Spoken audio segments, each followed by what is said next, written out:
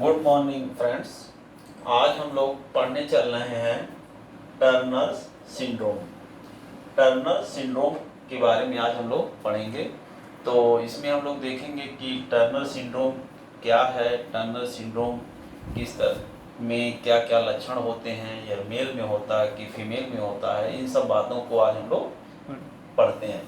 तो पहली बात तो ये हो गई कि टर्नर सिंड्रोम की जो विस्तृत व्याख्या की हुई थी वह हेनरी टर्नर द्वारा हुई थी। तो हेनरी टर्नर द्वारा 1938 में टर्नर सिंड्रोम की विस्तृत व्याख्या मानव में की गई थी। अब यह जो है टर्नर सिंड्रोम जो होता है यह लिंग गुणसूत्र से संबंधित विकार है। मतलब ये लिंग गुणसूत्र से संबंधित जो है विकार होता है। तो इसको हम लोग देखते हैं कि ये टर्नर सिंड्रोम लिंग गुणसूत्र से संबंधित कैसे है। अगर सामान्य नर है तो उसमें 44 ऑटोसोम होते हैं और एक जो है जोड़ा XY गुणसूत्र होता है। अब ये ऑटोसोम इसको दैहिक गुणसूत्र कहते हैं, जबकि इसको हम लोग लिंग गुणसूत्र कहते हैं। तो लिंग गुणसूत्र से ही मानव में लिंग का निर्धारण होता है कि वह मेल होगा कि फीमेल होगा।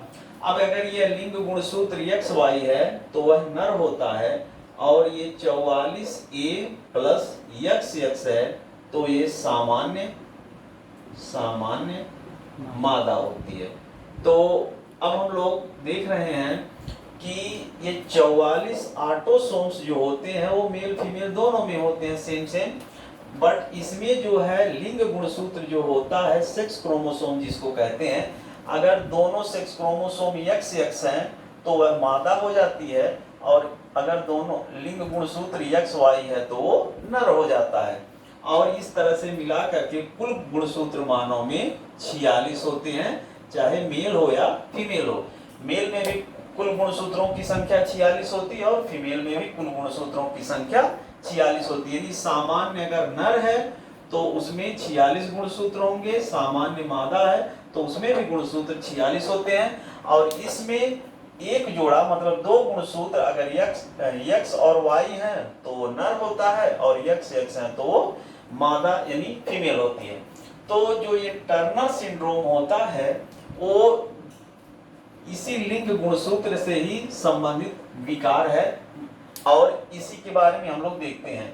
तो अब हम लोग देखते हैं कि यह जो सिंड्रोम है उससे ग्रसित कौन होता है। तो इस सिंड्रोम से ग्रसित स्त्रियां होती हैं, मतलब मेल में यानी पुरुषों में यह सिंड्रोम नहीं होता है, केवल स्त्रियों में यानी फीमेल्स में यह सिंड्रोम होता है। तो यह सिंड्रोम कैसे होता है, क्या दिक्कत होती है लिंग गुणसूत्र में, उसको हम लोग देखते हैं। सामान्य स्त्री हम लोग क्लियर कर चुके कि सामान्य स्त्री में 44 ऑटोसोम होगा और एक जोड़ा लिंग गुणसूत्र XX होता है।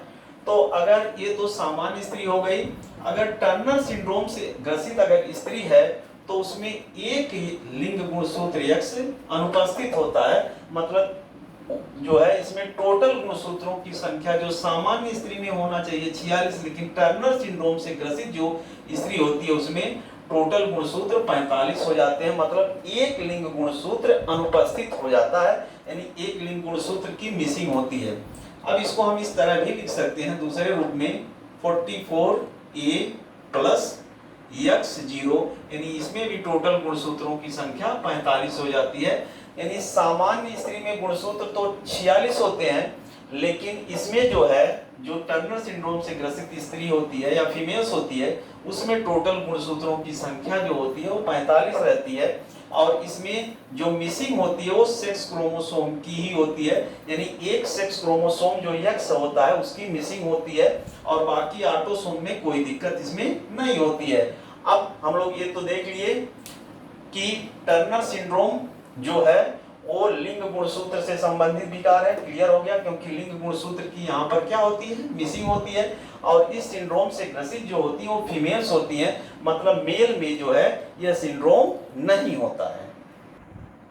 हाँ, तो अब हम लोग देखते हैं टर्नर सिंड्रोम से जो ग्रसित स्त्रियां होती हैं उनमें कौन कौन से लक्षण पाए जाते हैं। तो जो टर्नर सिंड्रोम से ग्रसित स्त्रियां ही होती हैं, तो क्लियर कर चुके हैं कि टर्नर सिंड्रोम जो होता है वो सिर्फ फीमेल्स में ही होता है, मेल्स में नहीं होता, मतलब स्त्रियों में ही होता है। तो स्त्रियों में अगर कोई स्त्री टर्नर सिंड्रोम से ग्रसित है तो उसमें कौन कौन सा लक्षण पाया जाता है?